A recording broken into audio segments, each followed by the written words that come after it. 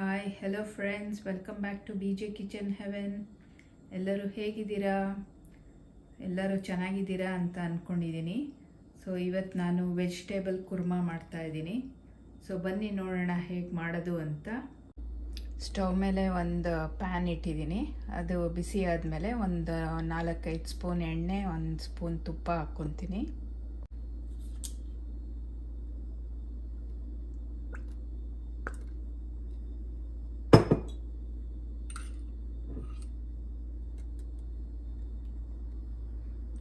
So ಇದು ಬಿಸಿ ಆದಮೇಲೆ ಗರಂ ಮಸಾಲೆ ಹಾಕ್ಕೊಳ್ಳೋಣ. ಸೊ ನಾನು ಒಗ್ಗರಣೆಗೆ ಅಂತ ಒಂದು 3-4 ಲವಂಗ, ಚಕ್ಕೆ, ಏಲಕ್ಕಿ, ಬೇ ಲೀಫು, ಒಂದು ಸ್ವಲ್ಪ ಜೀರಿಗೆ, ಒಂದು ಸ್ವಲ್ಪ ಸೋಂಪು ತೊಗೊಂಡಿದ್ದೀನಿ. ಸೊ ಎಣ್ಣೆ ತುಪ್ಪ ಬಿಸಿಯಾಗಿದೆ. ಸೊ ಈ ಗರಂ ಮಸಾಲೆ ಇಂಗ್ರೀಡಿಯೆಂಟ್ಸ್ನ ಹಾಕೋಣ.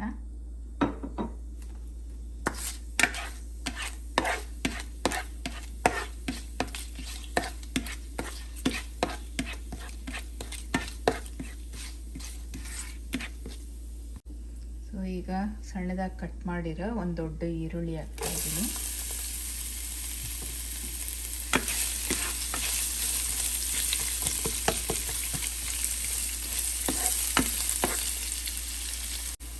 ಸೊ ಈರುಳ್ಳಿ ಸ್ವಲ್ಪ ಕೆಂಪಗಾಗಿದೆ, ಇಷ್ಟು ಸಾಕು.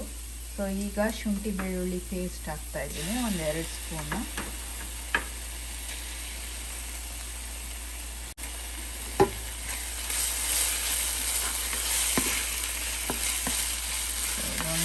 ಇದು ಹಸಿ ವಾಸನೆ ಹೋಗೋಕ್ಕಂತ ಸ್ವಲ್ಪ ಫ್ರೈ ಮಾಡ್ಕೊಳ್ಳೋಣ. ಸೊ ಈಗ ಒಂದು ದೊಡ್ಡ ಟೊಮೆಟೊನ ಸಣ್ಣದಾಗಿ ಕಟ್ ಮಾಡಿದ್ದೆ, ಅದನ್ನು ಸೇರಿಸ್ತಾ ಇದ್ದೀನಿ. ಸೊ ಟೊಮೆಟೊ ಒಂದು ಸ್ವಲ್ಪ ಸಾಫ್ಟ್ ಆಗೋ ತನಕ ಇದನ್ನು ಒಂದು ಸ್ವಲ್ಪ ಹೊತ್ತು ಮುಚ್ಚಿ, ಅದು ಸಾಫ್ಟ್ ಆದಮೇಲೆ ತರಕಾರಿ ಹಾಕೋಣ. ಸೊ ಒಂದು ಸ್ವಲ್ಪ ಒಂದು ಅರ್ಧ ಟೀ ಸ್ಪೂನ್ ಉಪ್ಪು ಹಾಕ್ತಾ ಇದ್ದೀನಿ. ಸೊ ಉಪ್ಪು ಹಾಕಿದ್ರೆ ಬೇಗ ಅದು ಸಾಫ್ಟ್ ಆಗುತ್ತೆ.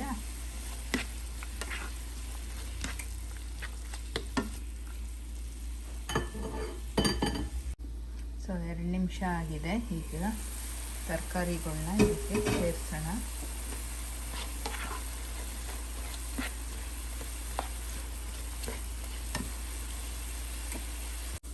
ಸೊ ನಾನು ಸ್ವಲ್ಪ ತರಕಾರಿ ಒಂದು 4 ಥರ ತೊಗೊಂಡಿದ್ದೀನಿ. ಕ್ಯಾರೆಟು, ಹಸಿ ಬಟಾಣಿ, ಒಂದು ಸ್ವಲ್ಪ ಕಾಲಿಫ್ಲವರು, ಆಮೇಲೆ ಆಲೂಗಡ್ಡೆ, ಒಂದು ಸಣ್ಣ ಆಲೂಗಡ್ಡೆ ತೊಗೊಂಡಿದ್ದೀನಿ. ಸೊ ಈಗ ಇದನ್ನೆಲ್ಲ ಟೊಮೆಟೊ ಜೊತೆಗೆ ಸೇರಿಸೋಣ.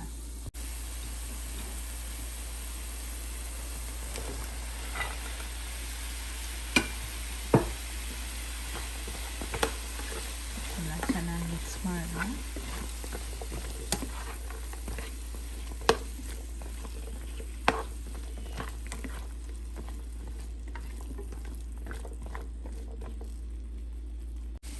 ಸೊ ಈಗ ಇದಕ್ಕೆ 1 ಟೀ ಸ್ಪೂನ್ ಉಪ್ಪು ಸೇರಿಸ್ತಾ ಇದ್ದೀನಿ. ಸೊ ಇದು ತರಕಾರಿಗಳು ಎಷ್ಟು ದೇಹಕ್ಕೆ ಎಷ್ಟು ಬೇಕೋ ಅಷ್ಟು ಹಾಕ್ತಾ ಇದ್ದೀನಿ. ಸೊ ಆವಾಗಲೇ ಟೊಮೆಟೊಗೆ ಒಂದು ಅರ್ಧ ಟೀ ಸ್ಪೂನ್ ಹಾಕಿದ್ದೆ. ಸೊ ನೋಡಿ ಹಾಕ್ಕೊಳ್ಳಿ. ಈಗ ಇದಕ್ಕೆ 1 ಕಪ್ ಆಗಷ್ಟು ನೀರು ಹಾಕ್ತಾ ಇದ್ದೀನಿ. ಸೊ ಇದನ್ನು ಮುಚ್ಚಿ ತರಕಾರಿ ಬೇಯೋ ತನಕ ಇದನ್ನು ಬೇಯಿಸೋಣ. ಸೊ ಈಗ ಒಂದು ತೆಂಗಿನಕಾಯಿ ಪೇಸ್ಟ್ ಮಾಡ್ಕೊಳ್ಳೋಣ. ಸೊ ನಾನು ಅರ್ಧ ಕಪ್ ತೆಂಗಿನಕಾಯಿ ತೊಗೊಂಡಿದ್ದೀನಿ. ಒಂದು 5-6 ಗೋಡಂಬಿ, ಒಂದು 4 ಹಸಿಮೆಣಸಿನ್ಕಾಯಿ, ಒಂದು ಸ್ವಲ್ಪ ಕೊತ್ತಂಬರಿ ತೊಗೊಂಡಿದ್ದೀನಿ.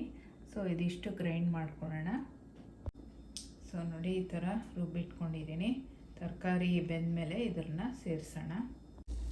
ಸೊ ಈಗ ಒಂದು 5 ನಿಮಿಷ ಆಗಿದೆ. ಇದಕ್ಕೆ ಈಗ ಒಂದು ಅರ್ಧ ಟೀ ಸ್ಪೂನ್ ಅರಿಶಿನ ಸೇರಿಸ್ತಾ ಇದ್ದೀನಿ. ಅರಿಶಿನದ ಪುಡಿ, ಒಂದು ಸ್ವಲ್ಪ ಖಾರದ ಪುಡಿ, 1 ಟೀ ಸ್ಪೂನ್ ಸೇರಿಸಿದ್ದೀನಿ. ಒಂದು ಸ್ವಲ್ಪ ಕಾಶ್ಮೀರಿ ಚಿಲ್ಲಿ ಪೌಡರು, ಆಮೇಲೆ 1 ಟೀ ಸ್ಪೂನು ಧನಿಯಾ ಪುಡಿ ಸೇರಿಸ್ತಾ ಇದ್ದೀನಿ. ಸೊ ಇದನ್ನೆಲ್ಲ ಮಿಕ್ಸ್ ಮಾಡೋಣ. ಸೊ ಈಗ ಚೆಕ್ ಮಾಡ್ಬೋದು ತರಕಾರಿ ಬೆಂದಿದೆಯಾ ಇಲ್ವಾ ಅಂತ. ಸೊ ಇದು ಮುಕ್ಕಾಲು ಬೆಂದಾಗ ತೆಂಗಿನಕಾಯಿ ಪೇಸ್ಟ್ ಸೇರಿಸೋಣ. ಸೊ ಇದು ಇನ್ನೊಂದು ಸ್ವಲ್ಪ ಬೇಯಲಿ, ಆಮೇಲೆ ತೆಂಗಿನಕಾಯಿ ಪೇಸ್ಟ್ ಸೇರಿಸೋಣ. ತೆಂಗಿನಕಾಯಿ ಹಾಲು ಕೂಡ ಹಾಕ್ಬೋದು ಪೇಸ್ಟಿಗೆ ಬದಲು. ಸೊ ಈಗ ನೋಡೋಣ ತರಕಾರಿಗಳು ಬೆಂದಿದೆಯಾ ಇಲ್ವಾ ಅಂತ.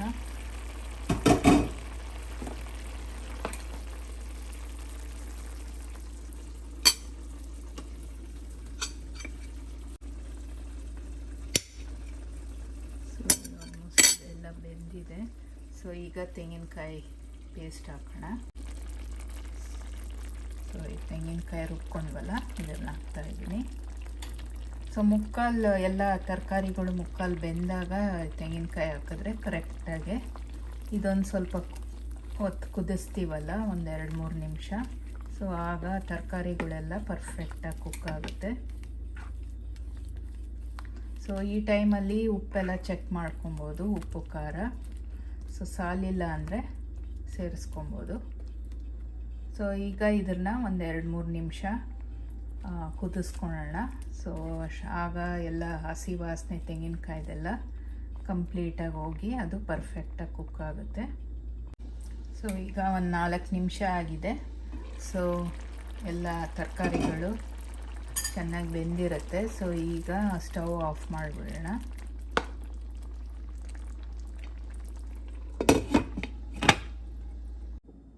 ಸೊ ವೆಜಿಟೇಬಲ್ ಕುರ್ಮಾ ರೆಡಿ ಇದೆ. ಸೊ ಇದನ್ನು ದೋಸೆ, ಪರೋಟ ಅಥವಾ ರೈಸ್ ಜೊತೆಗೆ ತುಂಬ ಚೆನ್ನಾಗಿರುತ್ತೆ. ಸೊ ನಾನಿವತ್ತು ದೋಸೆ ಜೊತೆಲಿ ಸರ್ವ್ ಮಾಡ್ತಾಯಿದ್ದೀನಿ. ಸೊ ಐ ಹೋಪ್ ಈ ವಿಡಿಯೋ ನಿಮಗೆ ಹೆಲ್ಪ್ ಆಗಿದೆ ಅಂತ ಅಂದ್ಕೊತೀನಿ. ಸೊ ನೀವು ಟ್ರೈ ಮಾಡಿ, ಆಮೇಲೆ ಈ ವಿಡಿಯೋ ಇಷ್ಟ ಆದರೆ ಲೈಕ್ ಮಾಡಿ. ಸೊ ಮುಂದಿನ ವಿಡಿಯೋಲ್ಲಿ ಸಿಗೋ ತನಕ ಟೇಕ್ ಕೇರ್, ಬಾಯ್.